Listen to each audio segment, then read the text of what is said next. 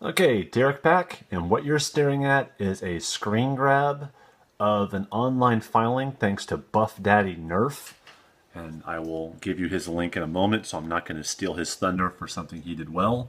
He checked the patents online and found a champion from Busby with a much better cosmetic look. I mean, look at this thing. This actually looks like a decent sci-fi blaster. The magwell is actually held effectively inside. You see the front, what it looks like, and the mag release switch. In comparison, I mean, this is what the guy looks like in the past. Its length didn't really match the priming handle. It now looks like it has a handle from, looks like something like a Mega Magnus, which I do like. I could see this on integrations if it wasn't for the magazine coming out of the bottom. But man, this just looks like a blaster you would use. And this guy shoots mid to high 70s out of the box. If you like elite darts with a little bit of modification, you can get this guy to shoot in the mid 80s. And if you can do that with this, now I'm guessing this front part is glued on. If you can take this off and modify this, you've got an effective blaster with a quicker, easier to grab priming bar, which solves its problem. Now I'm guessing with this extra work, they're going to want 12 to 15 bucks instead of 10.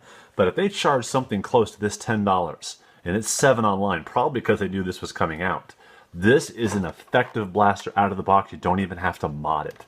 So if everyone looking for the Hyperfire or the Mastodon, man, this is something you look at for a good sidearm that will take Nerf darts, especially if you modify it. It works very effectively with Elite and Koosh darts.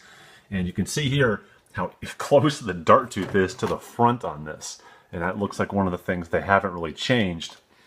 And that's actually from me cutting off the cosmetic part at the front. And I'll put a link to the modding I did on mine. But if this is anything close, they finally solved most of my problems with this blaster. I'd probably still take off the yellow parts and paint them a color I want. Maybe white, and I can write on it or do some kind of symbols on it later.